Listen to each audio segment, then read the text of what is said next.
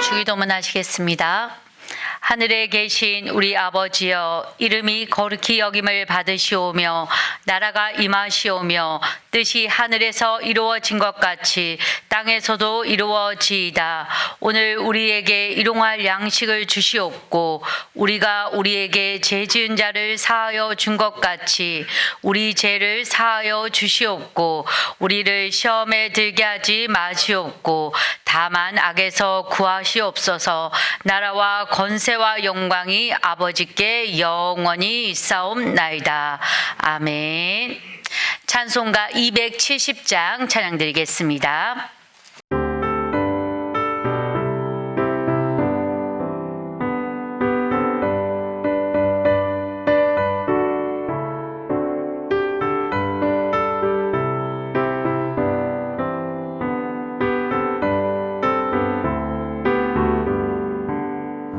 변찮는 주님의 사랑과 거룩한 보혈의 공로를 우리 다 찬양을 합시다. 주님을 만나볼 때까지 예수는 우리를 깨끗게 하시는 주시니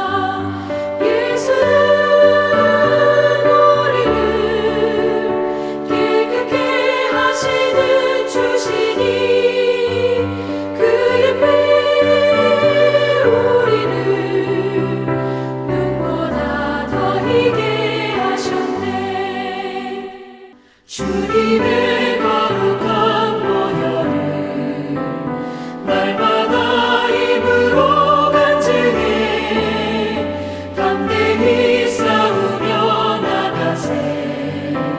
천국에 들어갈 때까지 예수는 우리를 깨끗게 하시는 주시니 그의 피 우리를 눈보다 더 희게 하셨네. 십자가 단단히 붙잡고 날마다 이기며 나가세. 머리에 면류관 쓰고서 주 앞에 찬양할 때까지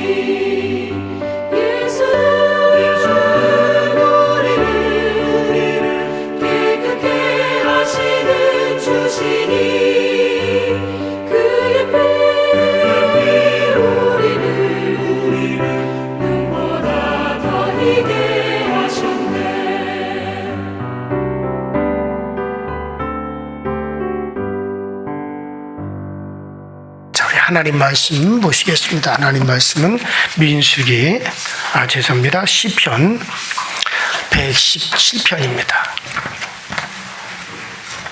시편 117편 1절부터 끝절까지.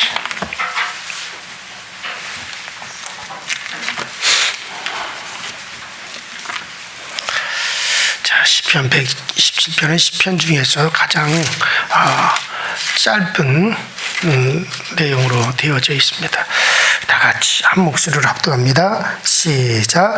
너희 모든 나라들아 여호와를 찬양하며 너희 모든 백성들아 그를 찬송할지어다. 우리에게 향하신 여호와의 인자하심이 크시고 여호와의 진실하심이 영원함이로다. 할렐루야. 자, 시편 이 117편은 어느 때 기록되어 있는지 또 누가 기록을 했는지는 정확하게 나와 있지가 않아요.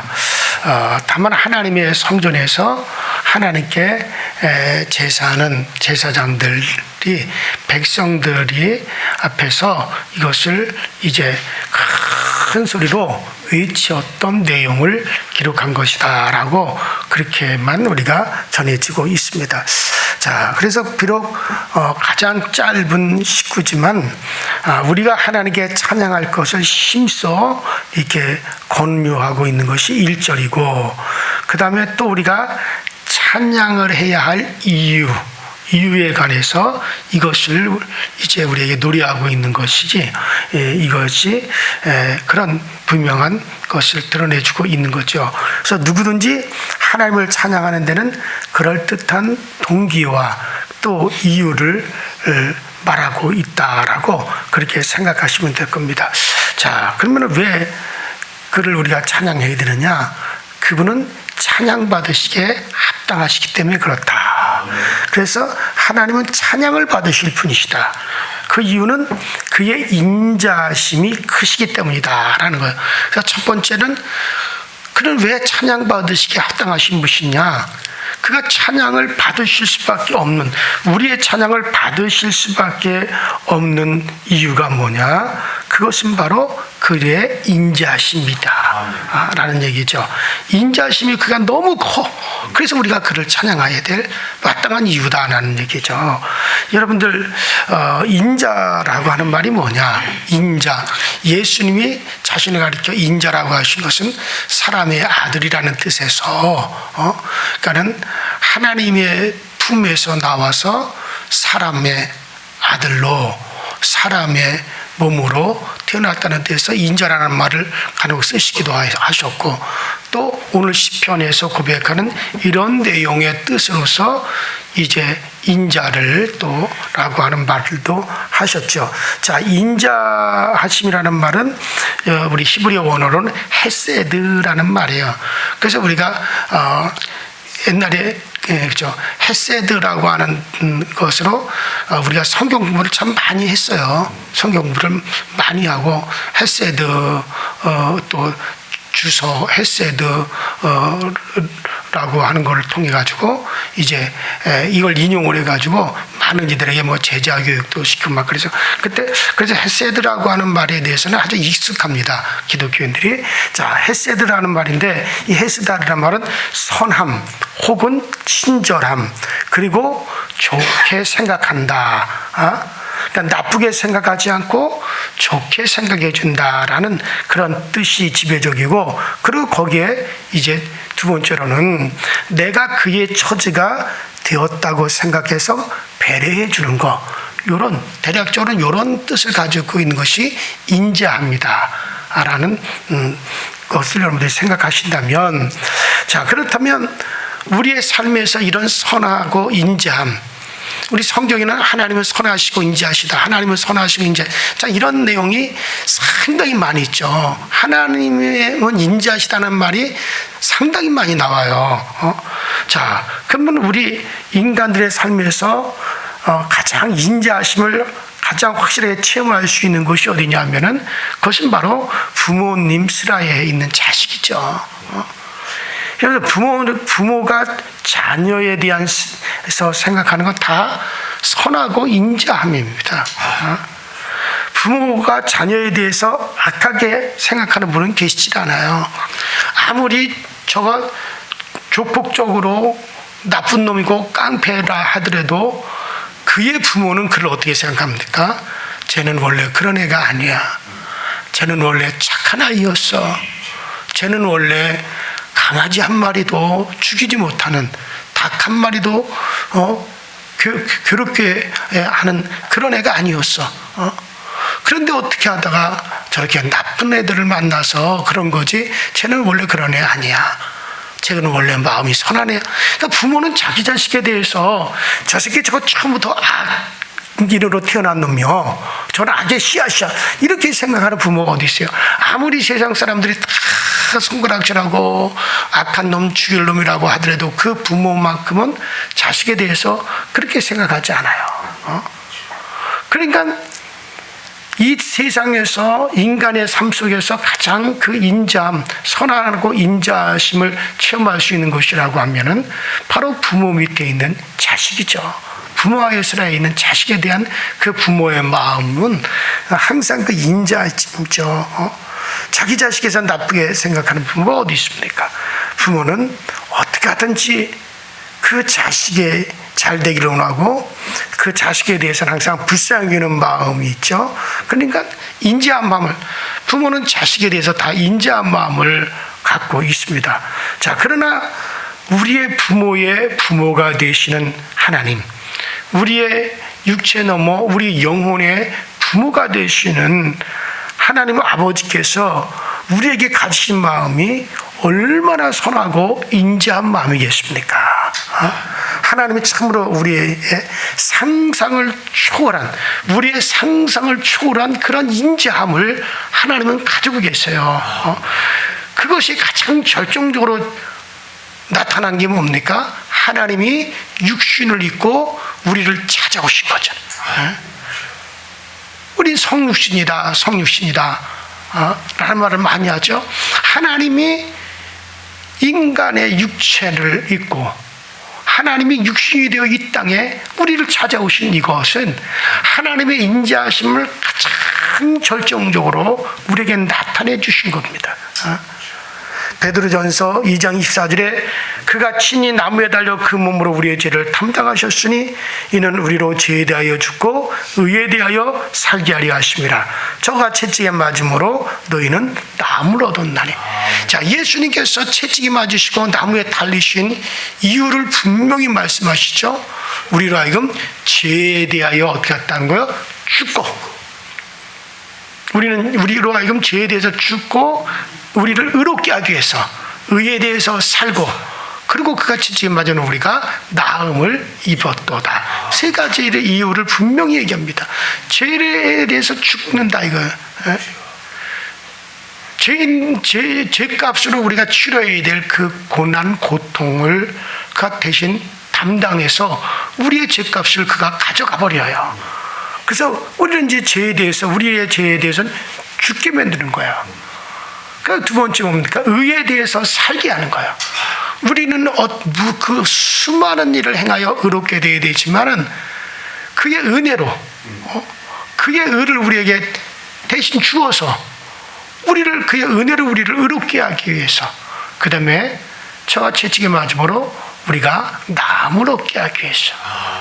분명히 이것을 베드로서 2장 24절에 우리에게 말씀해 주고 있잖아요. 자, 그러니까 우리를 이해하고 우리를 알고 좋게 생각하기 위해서 뭘 입고 오셨냐? 육신이 되어 이 땅에 오셨어요. 그리고서는 십자가에 달려 죽으셨어요. 여러분들, 이게 우리를 배려하기 위해서, 정말 우리를 위해서, 그가 우리를 이해하기 위해서 그가 육신을 입고 오신 거예요. 이게 하나님의 인자심을 가장 결정으로 나타내 주는 것은 바로 그가 이 땅에 오셨어요. 하나님이 육신을 입고 오셔서 그가 십자가에 달려 죽은 이 사건입니다. 예수님 당시에 채찍이라고 하는 것은, 채찍이 보통 6가닥, 7가닥으로 되어 있어요. 채찍이 6가닥에 7가닥으로 되어 있는데 그 채찍의 끝에는 6, 7개의 납덩어리나 뼈 조각이 촥촥촥촥 이렇게 달려 있어요. 그러니까 예를 들어서 6개가 달려 있다. 납조각이나 뼈 조각이 6개가 달려 있다 그러면 6, 7이 42, 42개가 이고 7개가 달려 있다면 49개예요. 자, 그러면은 그런 채찍으로 한 번을 쫙 치면은 49개의 뼈 조각이나 납덩어리가 살점에 툭툭툭 파고 들어간다는 거예요. 그러면 그 채찍을 쫙 빼면 어떻게 돼요? 그렇죠. 49군데 살점이 다 떨어져 나가는 거예요. 그런데 한 번 채찍이 맞을 때마다 그런 채찍을 갖다가 주님은 가야바의 뜰에서 수없이 그 등허리에 그 채찍을 맞았어요. 그런데 그쯤 되면 예수님의 등허리는 어떻게 됐다는 거예요? 살점이 다 떨어져 나갔다는 거예요. 뼈가 다 드러나 보였다는 거예요. 그거를 갖다가 짐승을 대상으로 실험을 했잖아요. 그때 당시에 그 채찍으로.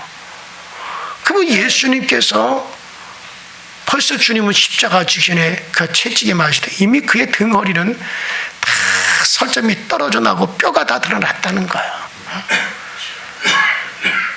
자, 고통이 극심해서 채찍에 맞다가 대부분 다 쇼크로 죽는다고 합니다. 그렇게 기록이 되어 있어요. 역사에도 그렇게 기록이 되어 있어요.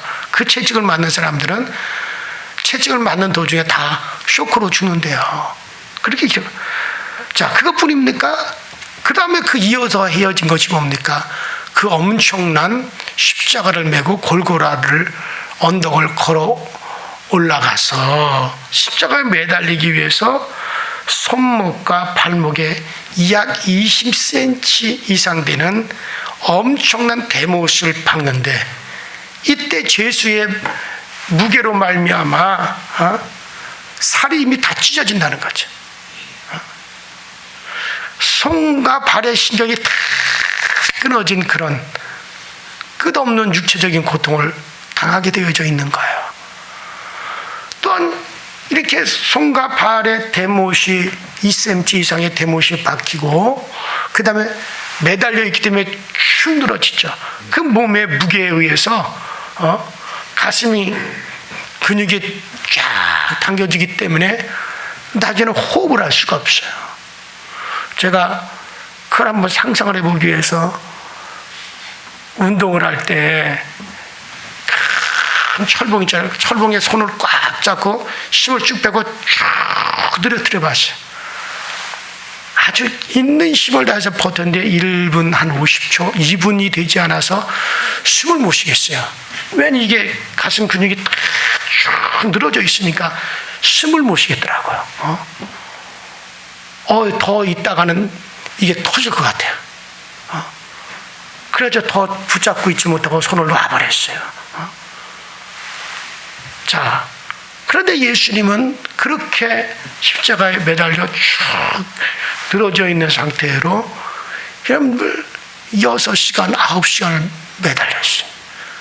그러니 말을 내뱉을 수 없는 가슴 근육이 다 땡겨서 호흡이 제대로 할 수 없고 말이 나오지 않고 나중에는 이게 이제 그 기록에 의하면 산소 부족으로 온몸 전체가 이렇게 경련을 일으킨다는 거죠. 그래서 인간을 가장 고통스럽게 처형하는 것 중에 한 가지가 뭐냐면 십자가형이라는 거예요. 그래서 십자가는 그때 당시 저주의 상징으로 그렇게 나와 있잖아요. 자, 그런 십자가에 보면 말로 다 이 고통을 할 수 없고 형용할 수 없는 영육간의 고통이죠. 이 괴로움이요 치욕이었습니다. 자, 그러면 왜 예수님께서 왜 하나님이 육신을 입고 아버지 품에서 그가 육신으로 나타나셔서 육신을 입고 오셔서 그와 같은 고통과 치욕을 당했습니까? 나 같은 죄인을 위하여 이 십자가를 져야만 했습니까? 그것은 하나님이 우리를 향한 하나님의 그 인자하심이 가장 잘 나타내 주시는 거예요. 그 인자하심. 우리를 에 대한, 그래서 제가 인자함이라는 말은 뭐라 그랬어요? 내가 그의 처지가 되어 생각하고 배려하는 것이다. 인자함이라는 것은 친절합니다. 그리고 좋게 한다. 나쁘게 생각하지 않고 좋게 만들어준다. 이런 것이 인자함이라고 하는 그 말의 뜻이라면 우리를 향한 그 하나님의 인자하심을 가장 잘 나타내 준 게 바로 십자가죠. 자, 그렇기 때문에 종교개혁을 했던 마르틴 루터는 이렇게 얘기를 했어요. 너희가 성경을 한번 꽉 빨래 짜듯이 성경을 한번 짜봐라. 거기서 뭐가 나올 것이냐?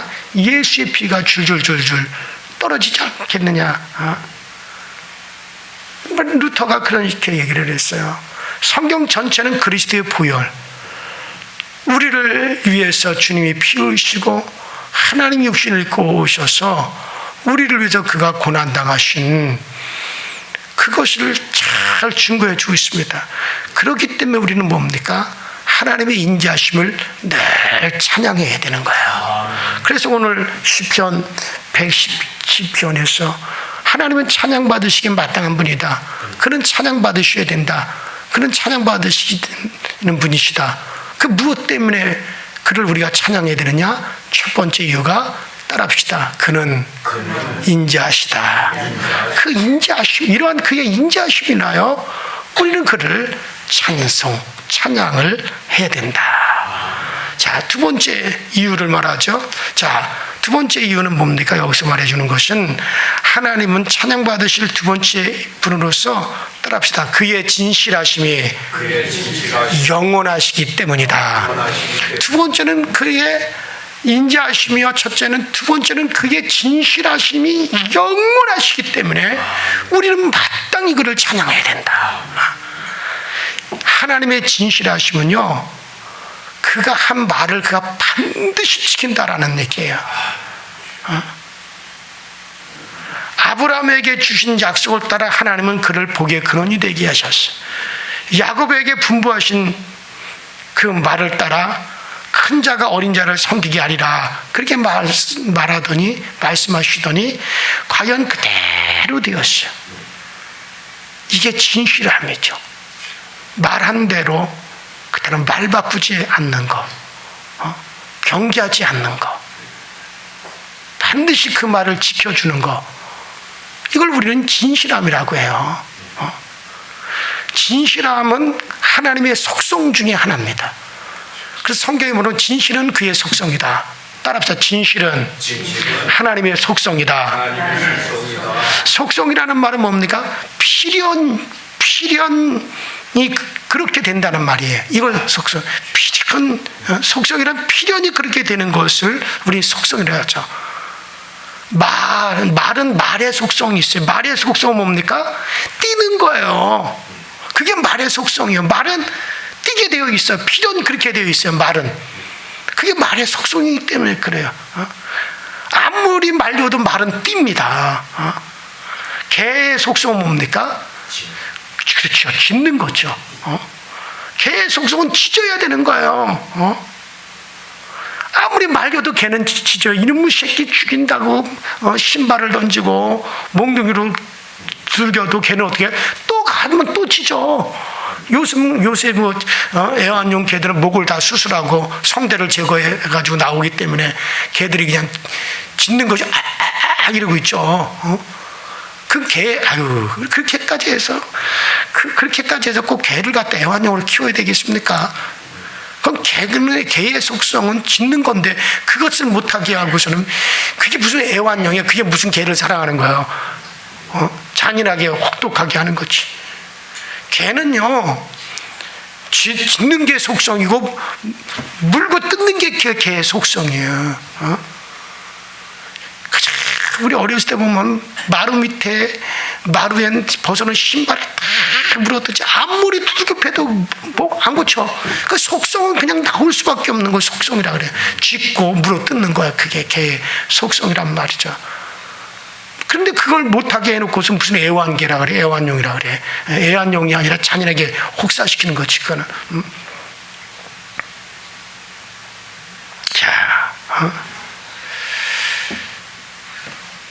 자, 이런 것이 속성, 사람에도 사람의 속성이라는 게 있죠. 사람의 속성은 뭡니까? 말하고 함께 하는 거예요. 사람이 교도소에서 가장 잔인한 게 뭡니까? 독방에 집어넣는 거예요. 그러면 대부분 거기서 다 미쳐버려요. 사람은 누군가 함께 하는 게 속성이에요. 자기 속에 있는 말을 해야 되는 게 사람의 속성이에요. 근데 그거 하지 못하게 하면 어떻게 해요? 내가 아주 속이 터져 죽으려고 그래. 아주 내 속이 터질 것 같다 그러잖아요. 그 속성을 막아내면 고통스러운 거예요. 자, 그런데 하나님의 속성은 뭐다? 진실하십니다. 이건 하나님에게서 그냥 나오는 거예요. 이 진실하심은. 그 성경 하나님은 진실하시다. 하나님은 진실하시다. 하나님의 속성은 진실함에 있습니다. 자, 사무엘상 15장 19절에 이스라엘의 지은 자는 거짓이 없으시니 병기함이 없으시니 그런 사람이 아니시므로 결코 병개치 아니하시리라. 이랬다 저랬다 안 한다는 거예요. 이런 말하고 또 그 말을 바꿔 저런 말 하지 않는다는 거예요. 이게 하나님의 진실하심이에요. 민수기 23장 19절에도 하나님은 인생이시니 시건치 아니하시고 인자가 아니니 후회가 없으시더라. 어찌 그 말씀하신 바를 행하지 아니하시며 그 말씀하신 바를 실행치 아니하시랴.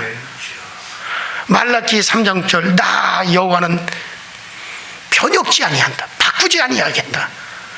그러므로 야곱의 자손들아 그렇기 때문에 너희가 소멸되지 않는 것이다. 만일에 하나님이 병기하신다, 말 바꾸게 하신다, 그러면 이미 너희들은 다 죽었다는 거예요. 그러니까 너희들이 소멸되지 않고 사는 거다는 거예요. 야고보서 1장 17절 가장 좋은 은사와 온전한 선물이 다 위로부터 빛들의 아버지, 그 아버지에게서부터 내려오니 그는 변함도 없으시고 회전하는 그림자도 없으시다. 왜? 그는 진실하시기에. 그래요. 만일에 하나님의 진실함이 없다면 우리는 다 망하고 마는 거예요.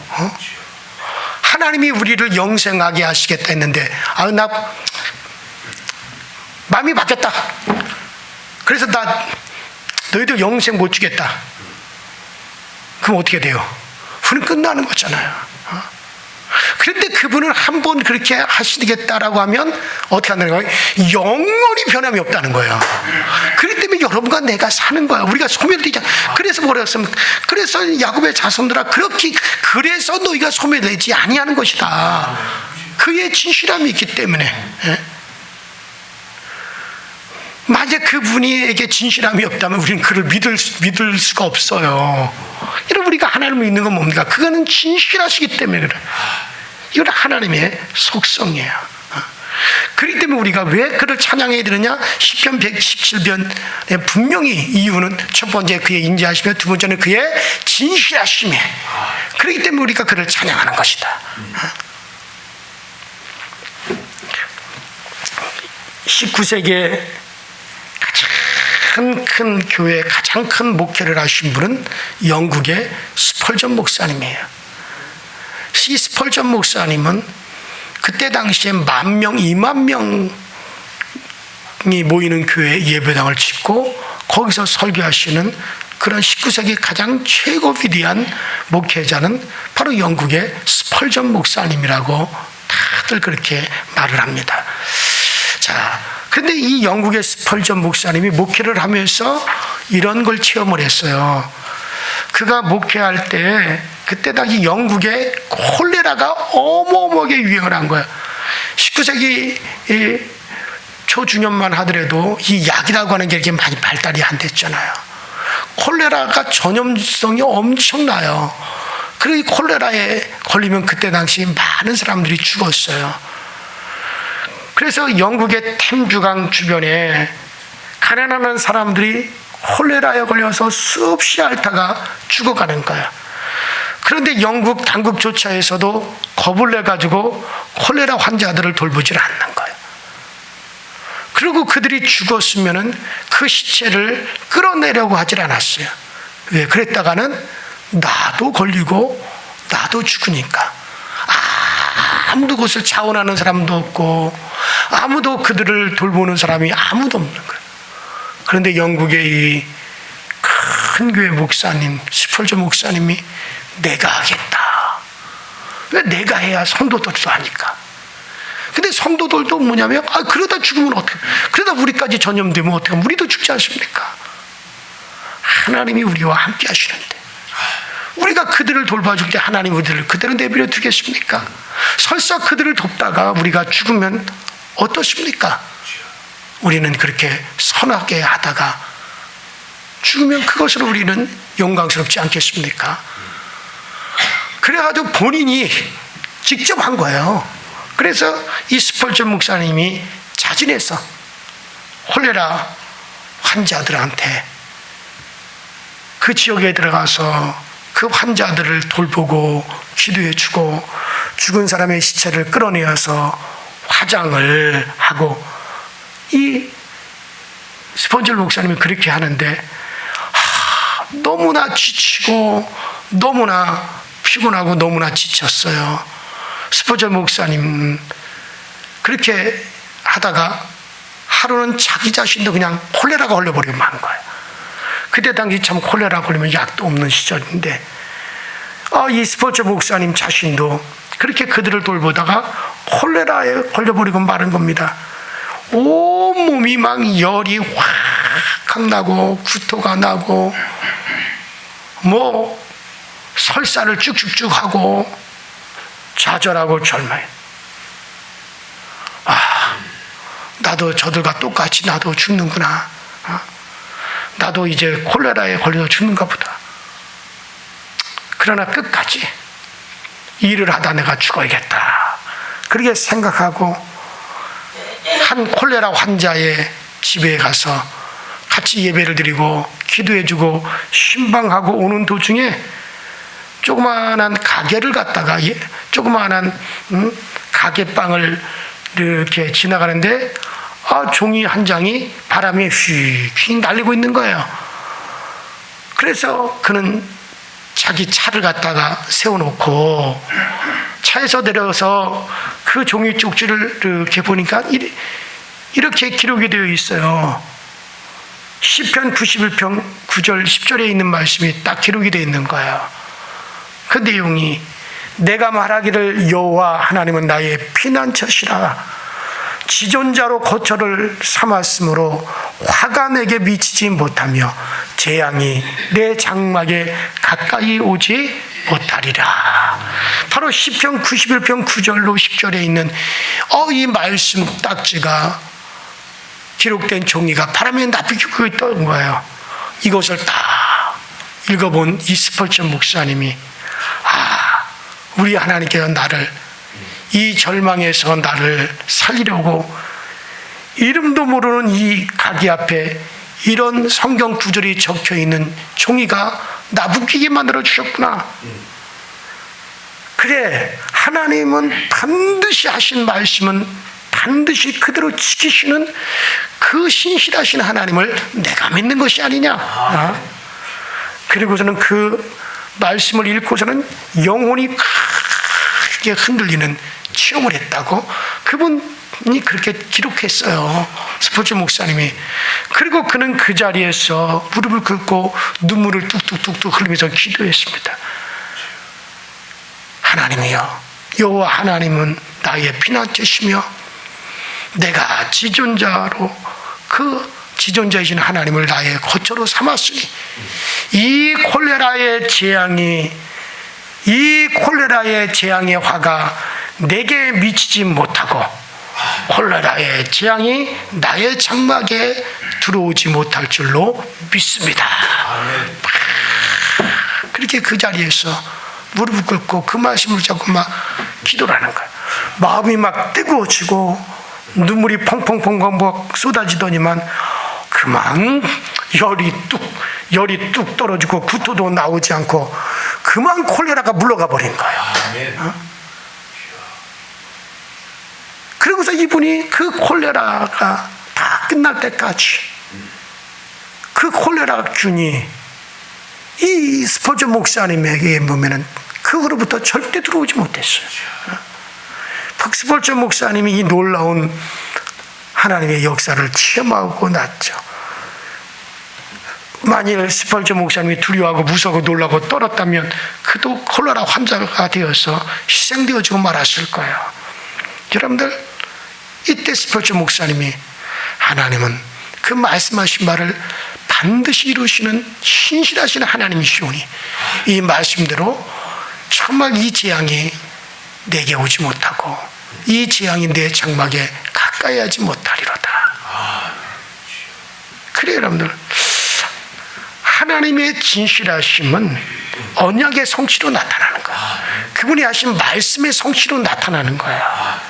적과 꿀이 흐르는 가나안 땅으로 자기 백성을 이끌어 들이시는 하나님은 그 약속, 그들이 비록 반역하고 하나님을 거역하고 온만 불평했다더라도 결국 내가 너희를 가나안 땅으로 이끌리라 했던 그 약속은, 그 말씀은 그대로 하나님은 이루셨어요. 그래요. 하나님이 하신 말씀은 변함없이 이루어집니다. 자, 히브리서에 이런 하나님은 뭐라고 합니까? 어제나 오늘이나 영원토록 동일하시도다. 영원토록 변함없이 동일하시다. 이게 하나님의 신실. 만일에 하나님의 신실함이 없다면 어떻게 되겠어요, 여러분들? 우리는 끝장나는 거예요. 그러니까는 오늘 이 시편 기자는 그 하나님의 신실하심을 우리가 영원히 찬송해야 된다. 그렇기 때문에 우리는 그에게 찬송을 마땅해야 된다. 그래요. 그 신실함이 있기 때문에 오늘 우리가 사는 거예요. 신실함은, 진실함은 변형하지 않는 거예요. 의인에게는 오직 정직함에 있도다. 의인은 정직함에 있다. 그랬어요. 사람이 정직하지 않으면 안 돼. 우리는 이런 하나님의 신실하심을 우리가 사게 됐다면, 그 하나님의 신실함이 없으면 우리 이미 끝장난다면, 그렇다면 우리도 어떻게 해야 돼요? 신실해야 됩니다. 여기서 쉽게 거짓말하고, 쉽게 말 바꾸고, 쉽게, 너무나도 쉽게 자기가 한 말을 안 했다고 하고 부인하는, 아유, 이 나라가 정치적으로 참 왜들 저러는지 몰라요. 이런 세상에 우리가 살아간다 하더라도 우리는 신실하신 하나님을 믿기에, 그 신실하신 하나님을 찬양하기에, 그의 신실하심이 우리를 영원히 보존하는 능력이 되기에, 그 하나님의, 그것이 하나님의 속성이기에 우리도 그렇게 신실하게 살아갈 수 있기를 주의 이름으로 축원합니다. 그래요. 결론적으로 오늘 시편 110편은, 17편은 아주 짧은 시편에서 가장 짧은 그런 시편이지만은 딱 우리에게 말씀해 주는 겁니까? 그는 찬양 받으시기에 합당한 편이다. 우리는 그를 찬양하였다. 그 이유가 뭐냐? 첫 번째로 하나님을 찬양할 이유는 그는 인자하시다. 두 번째는 그는 신실하시다. 이것이 또 우리의 찬양의 이유가 되기를 주의 이름으로 축원합니다. 우리 이 시간에 다 같이 주여 한번 부르고 통성으로 기도하시다 돌아가십시다. 주여, 전능하신 하나님 아버지, 주님 은혜와 주의 사랑에 감사드립니다. 날마다 우리가 정말 살아갈 수 있고 우리가 보존될 수 있는 것이 우리 하나님의 신실함이 있고 우리 하나님의 인자하심이 있습니다. 그 하나님의 인자하심과 신실함이 없다면 우리가 어떻게 존재할 수 있겠습니까? 어떻게 우리가 살아갈 수가 있겠습니까? 우리는 아버지는 영원히 그 하나님의 인자하심과 그 하나님의 신실하심을 우리가 찬미하고 이에 찬양을 돌리기에 마땅합니다. 그러므로 우리 모두는 하나님의 그 인자하심과 신실하심을 찬양하고 우리도 그 하나님의 신실하심을 닮아 우리도 그렇게 신실하게 살아가게 하시고 그렇게 우리도 신실할 수 있도록 주여 도와주옵소서. 정말 오늘날 아버지 목회자들이라 할지라도 너무나 쉽게 변역합니다. 너무나 쉽게 말을 바꾸고 너무나 쉽게 거짓말을 합니다. 그러나 우리가 정말 할 수 있는 대로 우리는 또 정말 신실하게 하여 주옵소서. 우리는 하나님만큼 신실하지 못할지라도 정말 그런 하나님을 닮을 수 있도록 주여 도와주옵소서. 그리고 우리는 정말 인자할 수 있게 하여 주옵소서. 우리가 하나님만큼 인자하지 못할지라도 그 인자하심을 닮아서 우리도 절대 우리가 다른 사람 앞에 인자함을 가지고 나가게 하시고 인자하심으로 우리는 인자함으로 다른 사람을 대할 수 있게 하소서. 우리가 하나님으로부터 인자함을 받았고 우리가 하나님으로 신실함의 대우를 받는다면 우리도 아버지 하나님과 우리가 할 수 있는 한 최대한으로 인자와 신실함을 우리도 행하여 우리도 하나님을 닮아갈 수 있고 우리 아버지를 닮으시는 우리 아버지의 자녀들이 다 되게 하여 주시옵소서. 우리 아버지는 강성기의 모든 성도들이 하나님을 닮아가는 그런 삶을 삶으로 하나님의 자녀요 하나님의 백성이요 우리는 하나님의 후사요 하나님과 함께 영생으로 그와 함께 들어갈 자라고 하는 것이 우리가 확실히